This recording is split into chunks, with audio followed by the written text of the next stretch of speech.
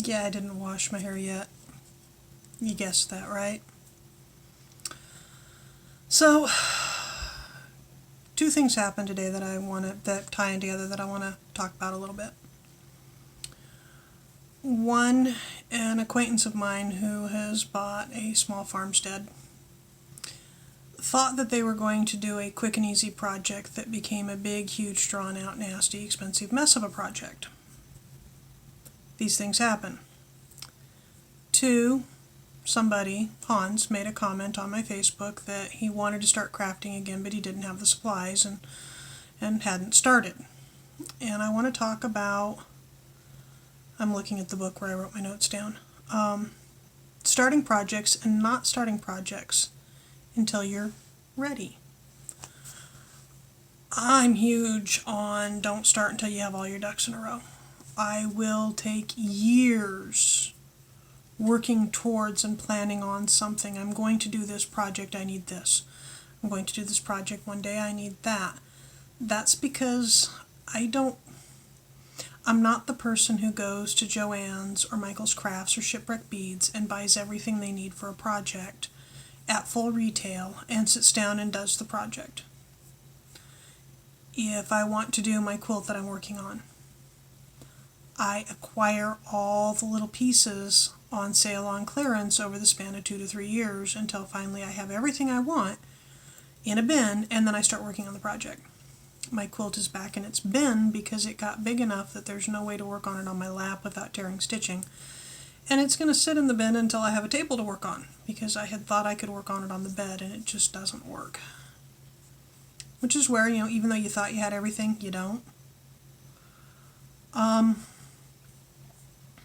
I understand where Hans is coming from with he used to make goggles and he'd like to make goggles again, but it's expensive to get started. A lot of people who have fully developed craft rooms really don't get it, because if they need a pair of needle nose pliers, they go get the needle nose pliers. And if they need a pair of round needle nose pliers, they go get the pair of round needle nose pliers to work with the other pair of needle nose pliers.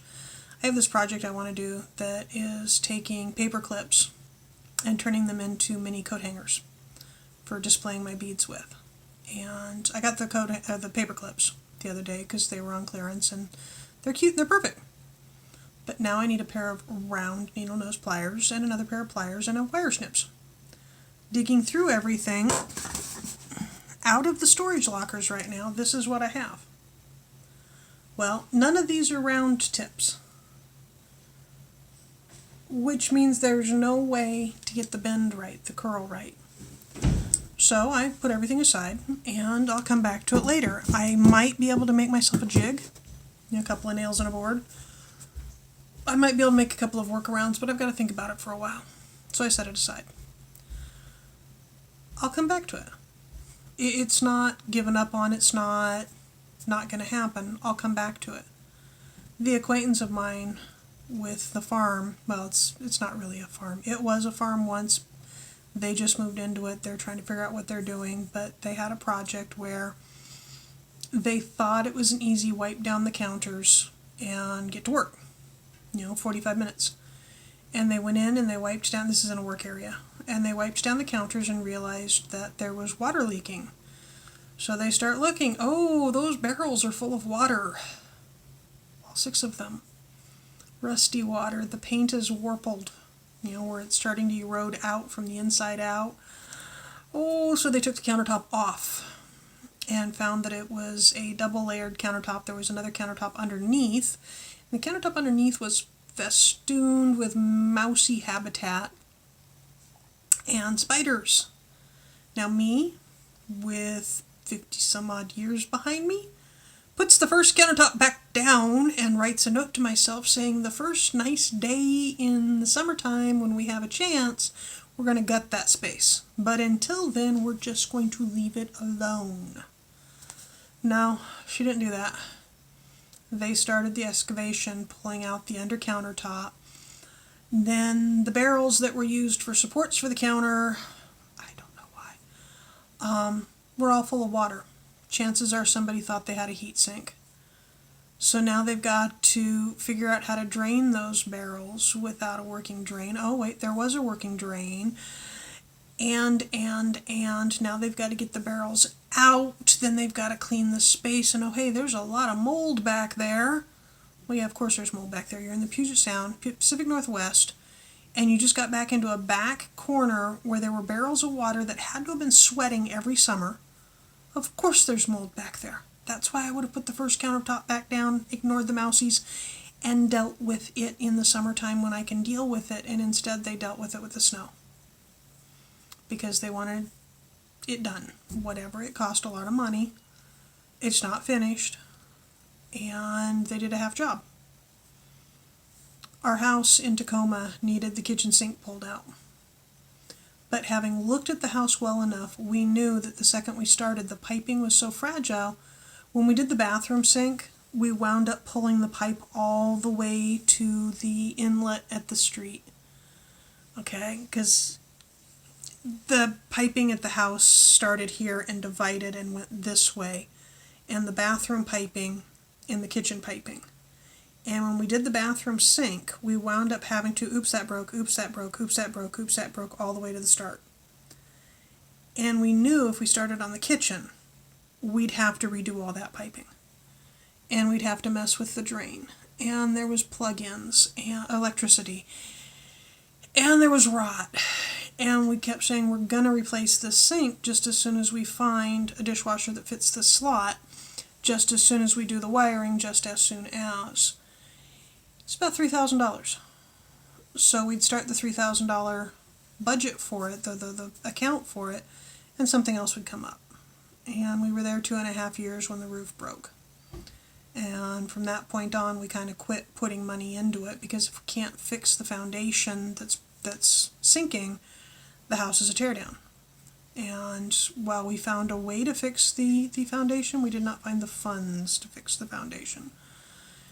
And we did not find the emotional energy to fix the foundation because everything else was going wrong at the same time.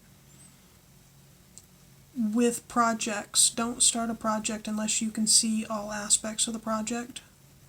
That's my advice. And if you can sit down and write down exactly what's involved in the project from start to finish, and figure out your financial obligations, then you start the project. When I started beading, I put off doing beading for so long because I needed the pasta roller, because I needed. I acquired most of it one little piece at a time until finally I had enough stuff to do beading again.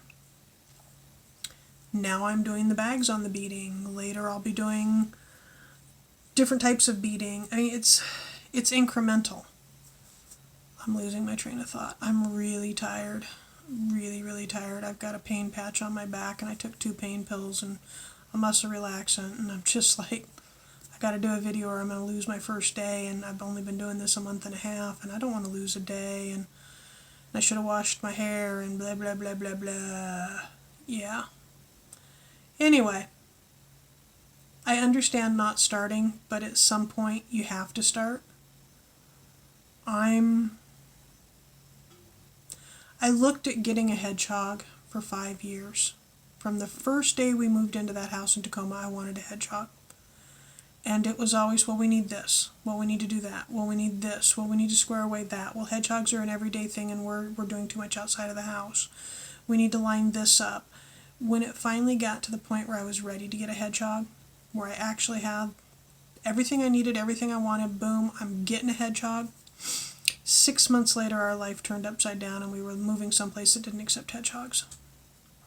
That's heartbreaking. I cried about that stupid critter for so much. Okay? I'd like to get another hedgehog. I'm not in a position to get another hedgehog. I don't know if I'll ever be in the emotional position to get another hedgehog. I want to get back into jewelry, into making jewelry. I might get back into beading. I'm pretty sure I'll get back into beading, but I don't know if I'll ever be a silversmith again. Because as much as I want to, I don't know that I can. I mean, I quit being a silversmith because, let's see if it'll do it. Can you see the shake? I don't know if you can see it. The hand shakes. Can you see the shake? Yeah, you can see it a little bit. I don't have grip strength. My hands shake. I can't see. I'm totally blind from right here to right. I cannot focus. So yeah, a hood would work. And a lot of times it comes across like excuses to people who don't understand that 90% of the time what you're protesting isn't actually what the problem is. It's just what you're socially willing to admit to. You know? I wasn't willing to do silversmithing at the house in Tacoma because we lived in a really bad neighborhood. I wasn't willing to do silversmithing in Tacoma because the kid was still stealing for the first couple of years. You know, and then we had other issues, not with the kid, but what you're socially willing to say or what you're publicly willing to say versus what the real problems are. Don't get so wrapped up in your public excuse that you forget your real reasons, your personal reasons, and don't ever feel like you need to tell anybody your personal reasons. Okay? Your socially acceptable reason that you're giving is just fine. I'm tired. I'm really, really tired. I'm going to shut this off, set it up to upload, and sit and play video games for 30 minutes. I'll talk to you later. Bye-bye.